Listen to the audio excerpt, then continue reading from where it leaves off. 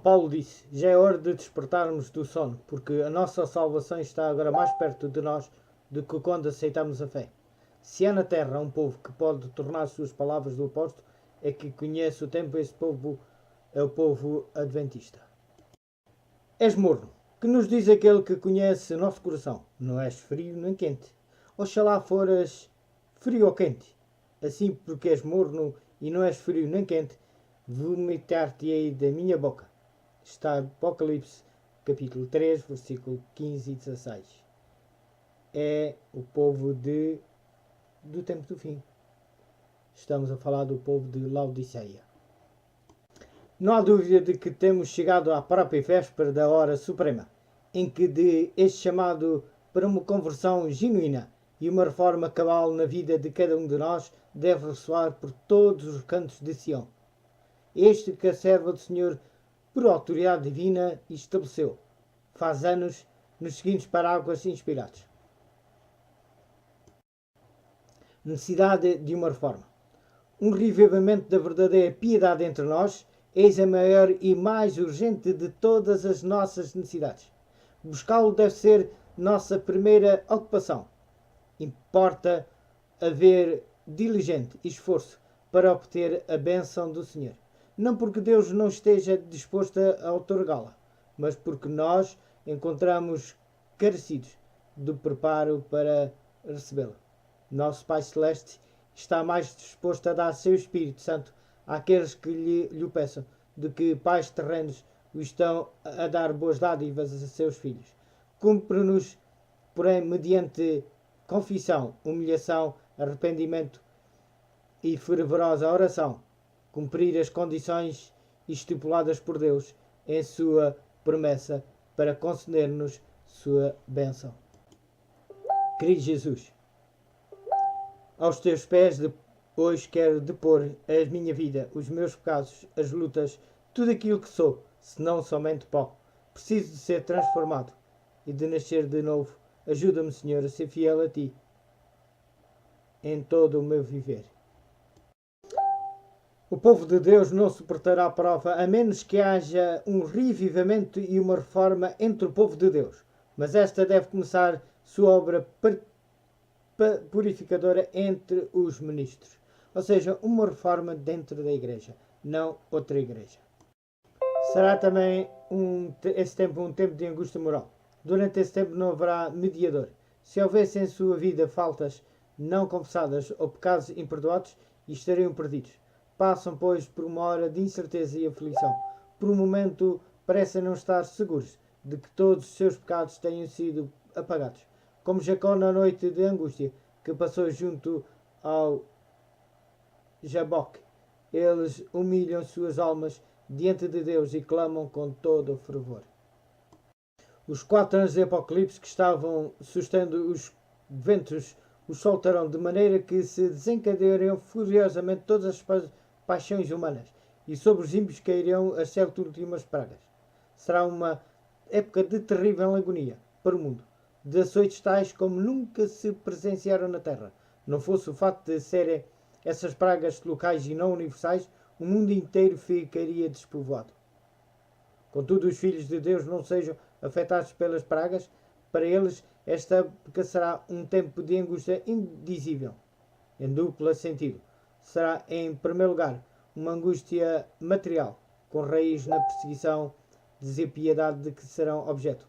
Embora alguns tenham de perder sua liberdade e passem dias difíceis em celas e calabouços, a presença de Cristo e de seus anjos converterão esses lugares em mansões de luz.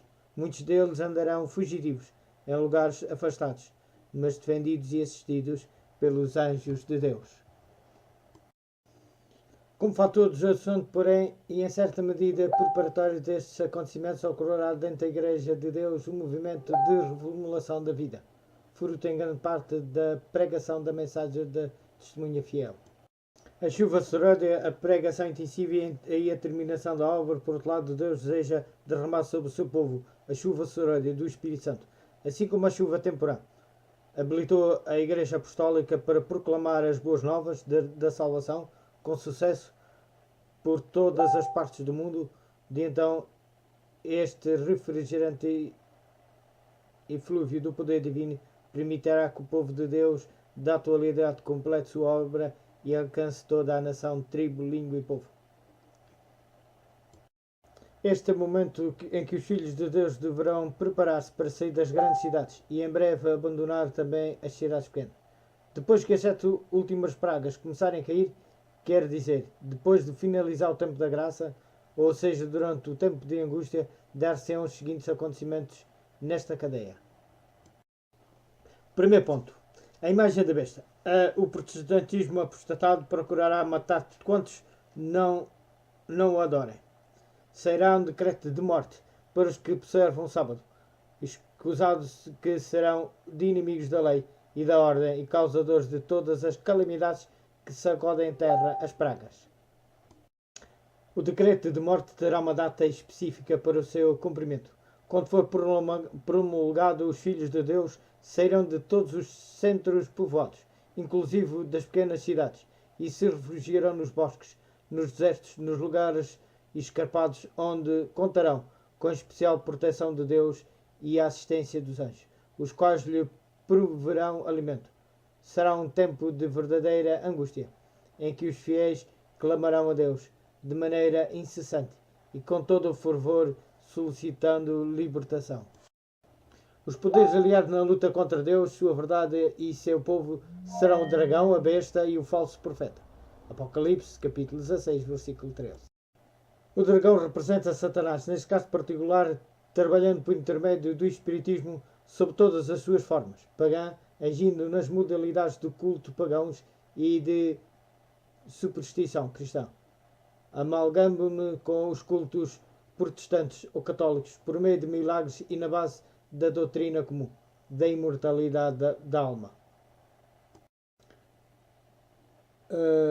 Na base da doutrina comum da imortalidade da alma, científica sob o nome de parapsicologia e outras denominações. A besta é o papado e a Igreja Católica, e o falso profeta é o mesmo poder que é representado pela imagem da besta, isto é, pelo protestantismo apóstata confederado. Tanto o protestantismo como o papado atuarão em estreita vinculação com o Estado para impor leis de caráter religioso. Esta união de Igreja e Estado se estenderá por todo o mundo. O Armagedon, o ato seguinte do drama milenar da luta entre o bem e o mal, é descrito precisamente sob a sexta praga. Ou seja, o Armagedon, o profeta viu sair da boca do dragão, o espiritismo, da boca da besta, o papado, e da boca do falso profeta, o protestantismo, apóstatas, 3 espíritos imundos, que são espíritos de demónios, os quais farão grandes sinais para enganar e irão aos reis de toda a terra para induzi-los à batalha final contra Deus, seu povo e sua verdade. Está em Apocalipse, capítulo 16, versículo 12 a 14. Por todo o tempo que durar a perseguição, os fiéis contarão com a proteção especial do Senhor, bem assim com a companhia dos santos anjos. Em sua última fuga de emergência das cidades serão atacados pelos exércitos perseguidores, porém as espadas levantadas contra eles se quebrarão como se fossem de palha. Serão defendidos por anjos que atuarão com aparência de guerreiros poderosos. Seu pão e sua água também serão providas de maneira admirável. No tempo em que expirar o prazo e dever cumprir-se o decreto de morte ditado contra eles, o Senhor os livrará miraculosamente, paralisando os ímpios com tremenda comoções no céu e na terra, e com extraordinária desagradação dos elementos da natureza. Em meio da confusão e da ira, os atacantes começarão a lutar uns contra os outros, destruindo-se mutuamente. Ouça a voz de Deus e ocorre logo uma ressurreição especial, pouco antes de aparecer nos céus o majestoso sinal do Filho de Deus.